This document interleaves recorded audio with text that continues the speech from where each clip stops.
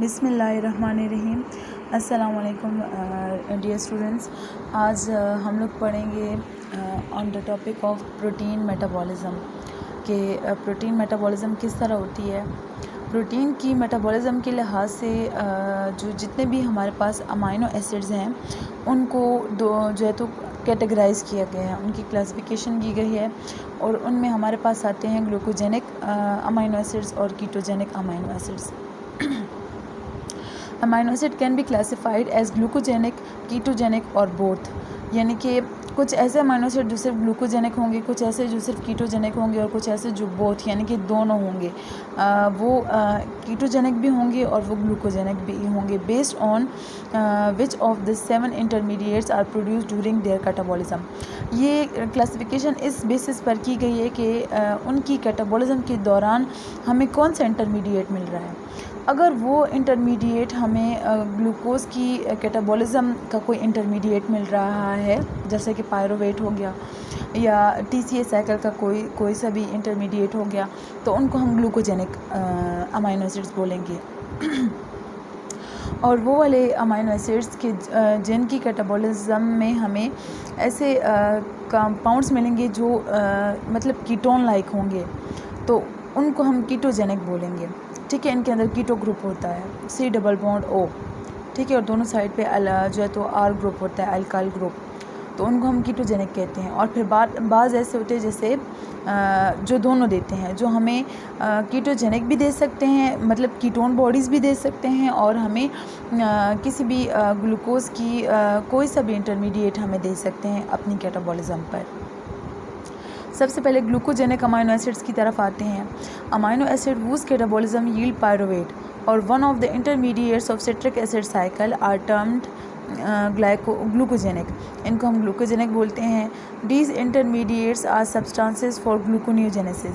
अब इन ये जो इंटरमीडिएट्स बनते हैं ये वो सब्सटेंसेस होती हैं जो यूज़ होते हैं फॉर ग्लूकोनियोजेनेसिस। यानी कि क्या होता है कि अगर बॉडी बनाना चाहे प्रोटीन से मतलब प्रोटीन से ग्लूकोज़ को बनाना चाहे, तो उसके लिए जो है तो क्या होता है कि पहले ये अमाइनो एसिड्स हमें किसी भी उसका ग्लूकोज़ की कैटाबॉलिज्म का इंटरमीडिएट दे देते हैं, और उस इंटरमीडिएट के मिल जाने के बाद वो सारे रिएक्शन रिवर्स होते हैं और हमें बैक ग्लूकोज़ मिल जाता है। ये एक अलग सा टॉपिक है, इसको अलग से इंशाल्लाह मेरी वीडियो इसके ऊपर अपलोड होगी। तो जो है तो ग्लूकोनियोजेनेसिस एक प्रोसेस है जिसमें हमारे पास ग्लूकोज़ की सिंथेसिस होती है फ्रॉम नॉन कार्बोहाइड्रेट सोर्स, तो ये उसकी तरफ इशारा दिया गया है। And therefore can give rise to the net formation of glucose in the liver and kidney. ये वो दो ऑर्गन्स बताए गए जहाँ पे मोस्टली हमारे पास ग्लूकोनियोजेनेसिस होती है। अच्छा, अब नेक्स्ट पे जाते हैं कीटोजेनिक अमाइनो एसिड्स की तरफ। Amino acid whose catabolism yield either acetoacetate और वन ऑफ इट्स प्रिकर्सर। क्या होता है, या तो हमें एसीटोएसीटेट मिल जाता है। एसीटोएसीटेट कीटोन बॉडी है हमारे पास, सिंपल कीटोन है, और या फिर इसका कोई सा भी प्रिकर्सर में क्या आता है, हमारे पास एसिटाइल को A आता है जो कि क्रैब साइकिल में इंटर होने से पहले बनता है हमारे पास मोस्टली। अगर तो क्रैब साइकिल का अपना कोई इंटरमीडिएट बन रहा है तो फिर वो नहीं होगा, क्योंकि ये वाहिद क्रैब साइकिल से लिंक्ड एक ऐसा रिएक्शन था, लिंक रिएक्शन, जिसमें एसिटाइल जो है तो पायरोवेट से एसिटाइल को A की फॉर्मेशन होती थी, लेकिन जो एसिटाइल को A है वो बेसिकली कीटो है, कीटोन इन नेचर है, और एसिटोएसिटाइल को A ये दोनों होंगे, ये एसीटोएसीटेट होगा। तीनों कीटोन हैं हमारे पास, ये 3 कीटोन्स हैं जो मोस्टली बनते हैं हमारे पास अमाइनो एसिड्स से। आर टर्म्ड कीटोजेनिक, और इनको हम ऐसे अमाइनो एसिड्स को हम कीटोजेनिक बोलते हैं। Acetoacetate is one of the ketone bodies, ये कीटोन बॉडीज़ में से एक है। Which also include 3 hydroxy butyrate and acetone. Acetone आप जानते हैं कि सिंपल 3 कार्बन कीटोन है, एक तरफ बीच में कार्बोनाइल कार्बन, एक तरफ भी मिथाइल और दूसरी तरफ भी मिथाइल ग्रुप होता है, तो इसको हम एसीटोन बोलते हैं। और जो है तो 3 हाइड्रोक्सी ब्यूटाइरेट जो है तो ये हमारे पास 4 कार्बन जो है तो कीटोन बॉडी है, और ये इसका नाम शो कर रहा है कि इसके 3rd 1 कार्बन पर हमारे पास हाइड्रोक्सी लगा हुआ है। तो ये भी जो है तो इसमें शामिल है कीटोन बॉडीज़ में, जो कि अमीनो एसिड्स की कैटाबॉलिज्म के दौरान बनती हैं हमारी बॉडी के अंदर। Leucine and lysine are the only exclusively ketogenic amino acid found in proteins. जो है तो ल्यूसीन और लाइसिन ये दो मतलब इन दोनों के अलावा कोई सा भी ऐसा अमीनो एसिड नहीं है कि जो ओनली कीटोजेनिक हो। ये दोनों ही वो अमीनो एसिड है कि जो ओनली कीटोजेनिक होते हैं, हमारे पास ग्लूकोजेनिक नहीं होते। तो जैसे कि यहाँ पे आप टेबल में देख रहे हैं कि बहुत सारे लिस्ट अमीनो एसिड्स की गिवन है। इस लिस्ट में इस साइड पे बताया गया है कि ग्लूकोजेनिक कौन कौन से हैं। तो ये सारी सीरीज़, ये हिस्टडीन, मेथियोनिन और ये सीरीन, प्रोलिन, ये सारे आ रहे हैं इसके अंदर। फिर कीटोजेनिक इस साइड पे, कीटोजेनिक में सिर्फ 2 आ रहे हैं, ल्यूसीन और लाइसिन। और फिर हमारे पास दूसरी कैटेगरी आती है ग्लूकोजेनिक एंड कीटोजेनिक, यानी कि ऐसे जो कि ग्लूकोजेनिक भी होते हैं और कीटोजेनिक भी होते हैं। तो उसमें हमारे पास टायरोसिन आता है, आइसोल्यूसिन आता है, फिनाइलैलानाइन आता है और ट्रिप्टोफैन आता है। Leucine and lysine are the only exclusively ketogenic amino acid found in proteins. Their carbon skeleton are not substrate for gluconeogenesis. इनसे ग्लूकोनेओजेनेसिस नहीं होती। एंड क्योंकि ये ग्लूकोज की कैटाबॉलिज्म का कोई इंटरमीडिएट नहीं होते, तो जितने भी रिवर्सिबल रिएक्शन है वो बैक में वापस नहीं जा सकते, क्योंकि ये उसके इंटरमीडिएट होते ही नहीं है, ग्लूकोज की कैटाबॉलिज्म के इंटरमीडिएट होते ही नहीं है। And therefore cannot give rise to the net formation of glucose, और इनसे कभी भी हमें ग्लूकोज नहीं मिल सकता। Catabolism of the carbon skeleton of amino acid. अब किस तरह अमाइनो एसिड के कार्बन स्केलेटन की कैटाबॉलिज्म होती है? The pathway by which amino acid are catabolised are conveniently organized according to which one or more of the 7 intermediates listed above is produced from the particular amino acid. वो कौन सा precursor हमें, कौन सा intermediate हमें दे रहे हैं, इसकी बेसिस पे जो है तो इनको मज़ीद इसकी क्लासिफिकेशन की गई है। तो उसमें 7 इंटरमीडिएट्स का यहाँ पे ज़िक्र है। तो 7 इंटरमीडिएट्स जो है तो देते हैं हमें अमीनो एसिड। जब इनकी कैटाबॉलिज्म होती है तो 7 इंटरमीडिएट्स बनते हैं हमारे पास। तो वो कौन कौन से 7 इंटरमीडिएट हमें कौन कौन से अमीनो एसिड देते हैं, उसको हम यहाँ पे उसकी डिटेल देखते हैं। Amino acid that form oxaloacetate. अब इस कैटेगरी में सारे वो अमीनो एसिड होते हैं जो हमें ऑक्सैलोएसीटेट देंगे। आप जानते हैं ऑक्सैलोएसीटेट जो है तो TCA साइकिल का मेंबर है। तो ये वाले जितने भी अमीनो एसिड्स जो हमें ऑक्सैलोएसीटेट देंगे वो हमारे पास ग्लूकोजेनिक होंगे, जिसमें क्या आ रहा है, एस्पैराजीन इज़ हाइड्रोलाइज्ड बाय एस्पैराजीनेज। अब ये उस रिएक्शन को एक्सप्लेन कर रहा है कि जिसके ज़रिए से हमारे पास क्या होता है, ये अमीनो एसिड की कैटाबॉलिज्म होती है। एस्पैराजीन एक अमीनो एसिड है, उसकी हाइड्रोलाइसिस करता है एक एंजाइम एस्पैराजीनेज, लिबरेटिंग अमोनिया, और उससे क्या होता है कि अमोनिया का मॉलिक्यूल NH3 का मॉलिक्यूल रिलीज़ हो जाता है एंड एस्पार्टेट, और जो चीज़ हमारे पास बनती है उसको हम एस्पार्टेट बोलते हैं। फिगर 20.3 में इसको शो किया गया है, इसको नीचे देख लेते हैं। ये देखें, ये वाला डायग्राम है, ये हमारे पास क्या है, एस्पैराजीन है। ठीक है, अब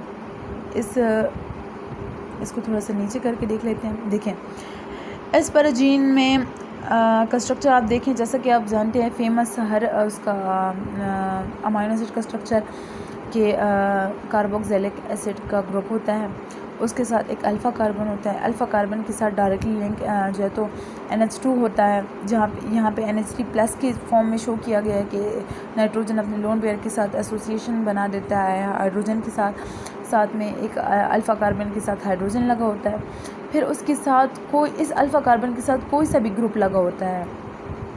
अब जो एस्पैराजीन है, इस केस में ये ग्रुप जो है तो हमारे पास देखें CH2CONH2 ये वाला ग्रुप है। ठीक है, तो अब क्या है कि इस मॉलिक्यूल में एस्पैराजीन में हमारे पास 2 अमोनिया आ रहे हैं, 2 अमीन ग्रुप आ रहे हैं। तो इसमें क्या होता है कि एस्पैराजिनेज एंजाइम आता है और वाटर की प्रेजेंस में क्या होता है कि अमोनिया का मॉलिक्यूल यहाँ से रिलीज़ हो जाता है, यहाँ से निकल जाता है और ये हमारे पास क्या बन जाता है, कार्बोक्सिलिक एसिड ग्रुप बन जाता है। यानी कि वाटर का एक जो हाइड्रोजन है वो NH2 पिक करता है और इधर से हट जाता है, और जो वाटर का OH ग्रुप था उसको ये कार्बन पिक कर लेता है और OH ग्रुप इसके साथ लग जाता है। H जैसा कि आप जानते हैं बाद में सोल्यूशन फॉर्म में रिलीज़ हो जाता है, तो ऑक्सीजन के ऊपर नेगेटिव चार्ज आ जाता है। तो फिर ये जो कंपाउंड हमारे पास बनता है ये एस्पार्टेट है। एस्पार्टेट ख़ुद भी एक अमाइनो एसिड है। एस्पार्टेट और एस्पैराजीन दोनों अमाइनो एसिड्स हैं, ठीक है। और चले आगे इसको नेक्स्ट पे देखते हैं ऊपर जाके, जहाँ से हम लोगों ने पीछे रीडिंग छोड़ी थी उसी को कंटिन्यू करेंगे। अब क्या है, aspartate loss its amino acid by transamination to form oxaloacetate. अब जानते हैं आप लोग कि पहले 2 अमाइनो ग्रुप थे, अब एक रिलीज़ हो गया एस्पार्टेट में, एक रह गया। एस्पार्टेट अब लॉस करेगा अपना सेकेंड अमाइनो एसिड जो उसके अंदर आखिरी रह गया, उसको लॉस करेगा बाय ट्रांसअमीनेशन टू फॉर्म ऑक्सैलोएसीटेट, और जब उससे वो अमोनिया निकल जाएगा तो वो क्या बन जाएगा, ऑक्सैलोएसीटेट बन जाएगा, जो कि फिगर में शो किया गया है। ये देखिए एस्पार्टेट से क्या हुआ कि हमारे पास ट्रांसअमीनेशन हुई है। ट्रांसअमीनेशन इस तरह हुआ है कि अमाइनो ट्रांसफरेज एक एंजाइम है जो इस रिएक्शन को कैटालाइज कर रहा है। अमाइनो ट्रांसफरेज वो क्या करता है कि इसका जो हमारे पास नाइट्रोजन है, इसका जो हमारे पास अमीन ग्रुप है उसको इससे रिमूव कर देता है, और नेक्स्ट स्टेप में आप देख सकते हैं कि इसके अंदर कोई नाइट्रोजन नहीं है, और जिस जगह पे नाइट्रोजन था उस जगह पे हमारे पास कार्बोनाइल कार्बन बन चुका है। और ये हमारे पास ऑक्सैलोएसीटेट का स्ट्रक्चर, जैसा कि आप पहले TCA साइकिल में इस स्ट्रक्चर को देख चुके हैं, पढ़ चुके हैं, तो ये हमारे पास ऑक्सैलोएसीटेट बन गया जिसके अंदर 3 कार्बोनाइल कार्बन है। या अगर हम इसको डिटेल में बोले तो इसके अंदर 2 कार्बोक्सिलिक एसिड ग्रुप्स हैं और एक हमारे पास जो है तो ये कीटो ग्रुप है, C double bond O keto group होता है, इसको कीटो ग्रुप बोलते हैं। तो अब होता यह है कि इसका जो अमीन होता है इसको अल्फ़ा कीटो ग्लूटारेट एक्सेप्ट करता है। अल्फ़ा कीटो ग्लूटारेट इसको पिक करता है और ख़ुद क्या बन जाता है, ग्लूटामेट बन जाता है।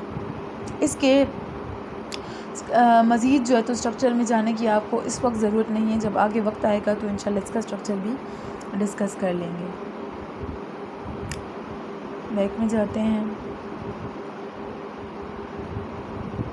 अच्छा, अब क्या हो गया कि some rapidly dividing leukaemic cells are unavailable to synthesise sufficient asparagine to support their cell growth. अब कहते हैं कि कुछ जो है तो हमारे पास सेल्स ऐसे होते हैं जो कि ल्यूकीमिक होते हैं। ल्यूकीमिया जो है तो एक कैंसर है, ब्लड कैंसर की टाइप है, उसमें रैपिडली डिवाइड करते हैं सेल्स। तो उनको डिवाइड करने के लिए, उनकी ग्रोथ के लिए ज़रूरी होता है एस्पैराजीन। तो जो है तो एस्पैराजीन के बगैर वो सक्सेसिवली जो है तो डिवाइड नहीं हो सकते। तो क्या होता है कि this make asparagine an essential amino acid for these cells, जिसकी वजह से क्या हो जाता है कि ये एस्पैराजीन जो एक अमाइनो एसिड है ये इनके लिए एसेंशियल बन जाता है। अब नॉर्मल केस में एस्पैराजीन एसेंशियल अमाइनो एसिड नहीं है, लेकिन इस केस में एस्पैराजीन हमारे पास एसेंशियल अमाइनो एसिड इसलिए बन जाता है क्योंकि ये कैंसरस सेल होते हैं और ये रैपिडली डिवाइड करते हैं और डिवीज़न के लिए इनको एस्पैराजीन की ज़रूरत होती है। चूँकि आप जानते हैं कि जब भी कोई सेल डिवाइड होता है तो उसके लिए, उसकी डिवाइड होने के लिए प्रोटीन की ज़रूरत पड़ती है, तो ताकि उसके अलग से जो है तो हमारे पास ऑर्गेनेलिस बन सके, अलग से उसके जो है तो उसके अंदर प्रोटीन सिंथेसिस हो सके। बहुत सारे सेल को डिवाइड होने के लिए प्रोटीन की सबसे ज़्यादा ज़रूरत होती है। तो अगर उसको एस्पैराजीन नहीं मिलेगा तो प्रोटीन सिंथेसिस नहीं होगी, क्योंकि प्रोटीन सिंथेसिस के लिए अमाइनो एसिड की ज़रूरत होती है, और अगर एस्पैराजीन उसको नहीं मिल रहा तो उसके अंदर प्रोटीन सिंथेसिस नहीं होगी, और अगर प्रोटीन सिंथेसिस नहीं हुई तो सेल डिवीज़न नहीं होगी।